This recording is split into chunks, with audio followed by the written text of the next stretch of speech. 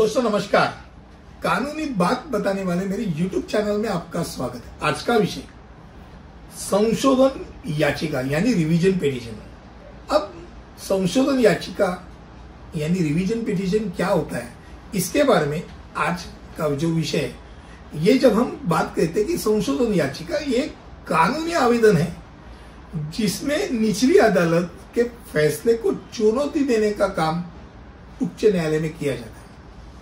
अब ये दायर किया हुआ याचिका ये किस चीज के लिए, भाई ये पुनर्सुनवाई के लिए नहीं है, बल्कि निचली अदालत के अधिकार क्षेत्र, प्रक्रिया या कानूनी के आवेदन की समीक्षा करने के लिए। तब इसका अर्थ हम क्या है ये जानेंगे। पहली बात ये तो संशोधन याचिका के महत्वपूर्ण पहलू क्या है। नंबर एक, वो पुनर्सुनवाई नहीं है। भाई निचले कोर्ट में अच्छी तरह हमारी सुनवाई नहीं दी, आप ले लो वापिस, नहीं भाई, यह सुनवाई करने की चीज नहीं। अपील के विपरीत संशोधन याचिका में मामले में तथ्यों की पुनर्जांच शामिल नहीं होती। फिर इस बात पर ध्यान केंद्रित किया जाता है कि निचली अदालत का निर्णय वैध था और उसके अधिकार क्षेत्र में था या नहीं।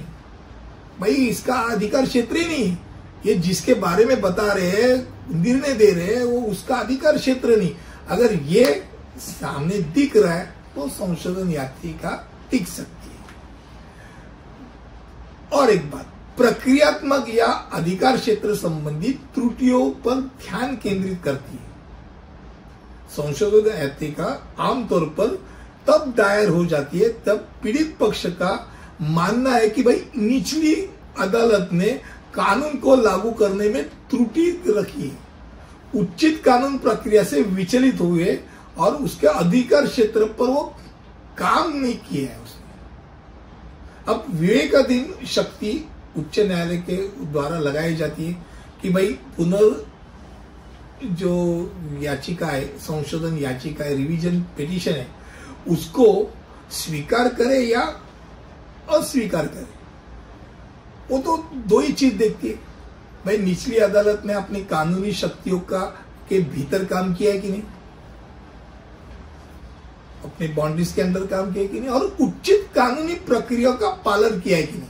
ये दो चीज अगर नहीं किया है तो संशोधन याचिका स्वीकार करेंगे। अगर किया है तो भाई तुम अपील पे जाओ, रिवीजन पिटीशन क्यों डाल रहे हो, खारिज करेंगे। तो सीमित दायरा है, ऐसा नहीं कि भाई बहुत कुछ है। ये दो ही चीज सीमित है जिसमें निचली अदालत ने अपनी कानूनी शक्तियों के भीतर काम किया है कि नहीं, बाउंड्रीज क्या है उसके अंदर काम किया है कि नहीं, और उचित कानूनी प्रक्रिया का इस्तेमाल हुआ है कि नहीं, पालन किया है कि नहीं।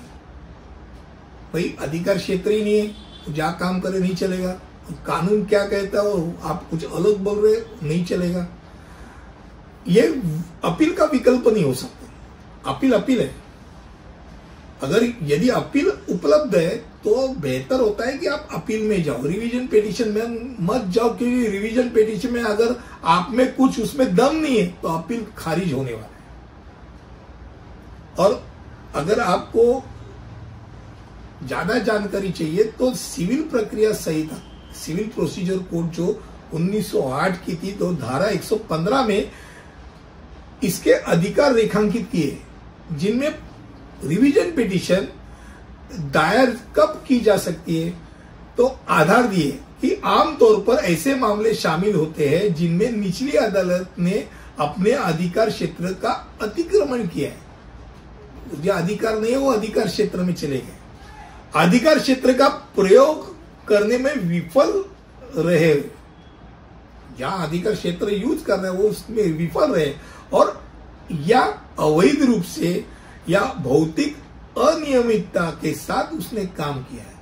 ये अगर ऐसी सब चीज है तो भाई संशोधन याचिका स्वीकार की जाएगी, रिवीजन पिटीशन दाखिल किया जाएगा। और ऐसे अगर मामले दिख रहे तो वो जो निचली अदालत ने जो कुछ फैसला सुना है वो खारिज किया जाएगा। मुझे लगता है कम शब्दों में आज संशोधन याचिका यानी रिवीजन पिटीशन क्या है इसके बारे में हम लोग ने मालूमात की। अगले वीडियो में ऐसे कुछ लेके आऊंगा, तब तक के लिए यही रुकता हूं। धन्यवाद।